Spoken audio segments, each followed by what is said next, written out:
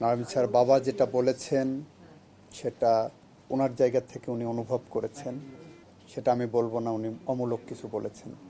বাংলাদেশের বিচার ব্যবস্থায় যে মামলার জট, সেই জট নিরসনের জন্য আমরা পদক্ষেপ নেব। আসিয়ার ক্ষেত্রে যেটা ঘটেছে, আমরা আমাদের হাতে যতটুকু ছিল 7 দিনের মধ্যে চার্জশিট দেওয়ার ব্যবস্থা করেছিলাম।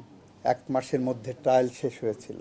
এর থেকে দ্রুততম সময়ে যদি বিচার করা হয় তাহলে সেই বিচার প্রশ্নবিদ্ধ হবে। এখন কার্যকরের প্রশ্নে আইনি একটা কাঠামো আছে। ডেথ রেফারেন্সগুলো সুপ্রিম কোর্টের কনফার্মেশন লাগে। মামলা রায় দেওয়ার সাথে সাথে 1 সপ্তাহের মধ্যে ওই নথি সংশ্লিষ্ট আদালত ওই রায়কে অনুমোদন দেওয়ার জন্য সুপ্রিম কোর্টে পাঠায়, হাইকোর্ট ডিভিশনে। হাইকোর্ট ডিভিশন তখন এইটাকে অনুমোদন করবেন কি করবেন না সেটা নির্ভর করে, সেটা করতে যেয়ে ওনাদের পেপার বুক করতে হয়। পেপার বুক আবার সন ওয়াইজ করছে, 1 সালের আগে আরেক সালের ডেথ রেফারেন্স যাবে না। যদিও আমি মনে করি এইটা এক ধরনের ভুল পদ্ধতি, কারণ মামলার গুরুত্ব অনুধাবন করে তারপর পেপার বুক নির্ধারণ করা উচিত। বিগত সময়ে আমরা 2টি মামলার ক্ষেত্রে এটা ব্যতিক্রম করেছিলাম। একটি ছিল মেজর সিনহা হত্যা মামলা, আরেকটি ছিল আবরার ফাহাদ হত্যা মামলা। আমরা পেপার বুকটা স্পেশাল পারমিশন নিয়ে, মাননীয় প্রধান বিচারপতি স্পেশাল পারমিশন নিয়ে করেছিলাম। আশা করি আসিয়ারটা ওই রকম হবে। আর রামিছারটা তার বাবার যে কষ্টের কথা, সেটা আমাদের সবারই কষ্টের কথা। আমাদের পক্ষ থেকে এই বিচার প্রক্রিয়াটাকে সামনের দিকে দ্রুত সম্পন্ন করার জন্য যা কিছু করা সম্ভব আমরা সবটুকুই করব। আমি আজকে অফিসে এসে প্রথম যে কাজটা করেছি, পুলিশ কমিশনারকে টেলিফোন করে বলেছি এই মামলার তদন্ত প্রতিবেদন যতটা দ্রুত সম্ভব 1 সপ্তাহের মধ্যে করার ব্যবস্থা করেন। এবং উনি আমার সাথে একমত হয়েছেন। একটু আগে আমার সাথে স্বরাষ্ট্র সচিবের কথা হয়েছে, আমরা এটাকে সর্বোচ্চ গুরুত্ব দিচ্ছি।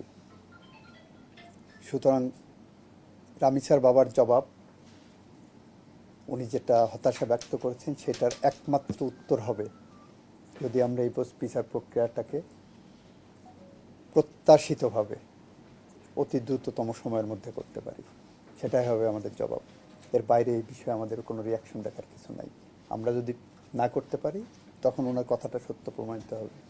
That is our. এখন ঘরেই হবে বিয়ে বাড়ির পোলাও, যদি থাকে আকিজ এসেনশিয়াল সুগন্ধি চিনি গুঁড়া চাল। আসিয়া, আমাদের কাছে আসিয়ার মামলাটা একটা এক্সাম্পল আছে, ওটা 1 মাসের মধ্যে শেষ করেছিলাম। ওই এক্সাম্পল ধরে যদি আমরা এগিয়ে যেতে পারি চেষ্টা করব। কার্যকরেরটা আমাদের হাতে না, কার্যকরেরটা এটা সুপ্রিম কোর্টের হাতে। এবং সুপ্রিম কোর্টের বিচার প্রক্রিয়ায় কোনোভাবেই, কোনো কোর্টেরই বিচার প্রক্রিয়ায় আমরা হস্তক্ষেপ করতে পারি না। কিন্তু সুপ্রিম কোর্টের এখানে যেহেতু পেপার বুক করার একটা এম্বার্গো আছে, আর ট্রায়াল কোর্টে পেপার বুক করা এম্বার্গো না। আমি আমার পাবলিক প্রসিকিউটরকে বলতে পারি যে এটা ফাস্ট ট্র্যাকে নিয়ে যাওয়ার জন্য, জজ সাহেব বাকিটা দেখবেন।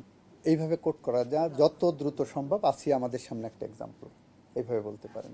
একটা সমাজের জন্য এগুলো অত্যন্ত দুঃখজনক, ক্ষতিকর এবং ঘুণে ধরা সমাজ একটা, সেটা মনে করা যায়। এটা মানুষের মনুষ্যত্ব হারানোর একটা জায়গা।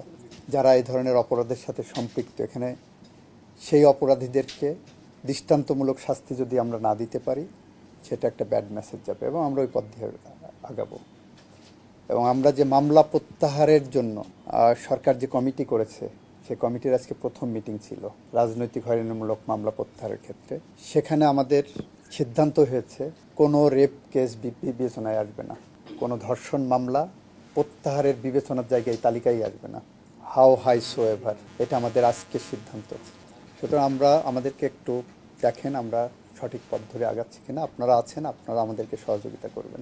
রামিছার এটার তদন্ত প্রতিবেদন, সেখানেও যদি কোনো ভুল ত্রুটি হয়ে থাকে নিশ্চয়ই সেটা আনবেন, আমরা সাপ্লিমেন্টারিও করতে পারবো। বাট এই বিচারটা ফাস্ট ট্র্যাকে নিয়ে যাব। এটা আমাদের আইনি কাঠামো এরকম।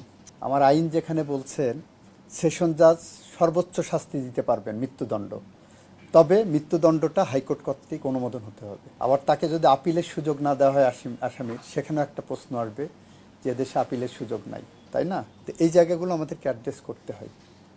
আমরা রামিসার বিচারটা আরেকটা দৃষ্টান্ত আমরা স্থাপন করব। না, আমি সেটা বলছি না, বিচার হয়েছে, বিচার ধীর গতিতে হচ্ছে, ধীর গতিতে হয়েছে। এটা আমাদের বাস্তবতা যে আমার দেশে 45 লক্ষের উপরে মামলা পেন্ডিং জট, সেই জায়গাগুলো আমাদেরকে তো মাথায় রাখতে হবে। আমরা চাইলেই ওভারনাইট এটা করে ফেলতে, এই মামলা 45 লক্ষ মামলাকে শেষ করতে পারবো? ওভারনাইট তো পারা যাবে না। তৃতীয়ত হলো যে এটার একটা পরিকল্পনা লাগবে, আমরা we are working on it. Session কটা হবে না, এই মামলাগুলো হবে আপনার নারী ও শিশু নির্যাতন বিশেষ ট্রাইব্যুনালে। এটা দ্রুত বিচার লাগে না, আপনার ইসেরটা তো দ্রুত বিচারে হয়নি, 88টা।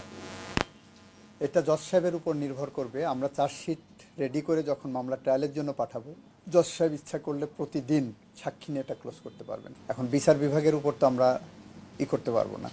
আমাদের জায়গা থেকে আমরা পাবলিক প্রসিকিউটরকে বলে দিতে পারবো যে প্রতিদিন কোনো অ্যাডজনমেন্ট এখানে হবে না। আর যেখানে দুইজন আসামি সম্ভবত ইতিমধ্যেই 164 করেছে, তো 164-এর আসামিদেরকে তো আমাদেরকে টাস্কে নিতেই হবে।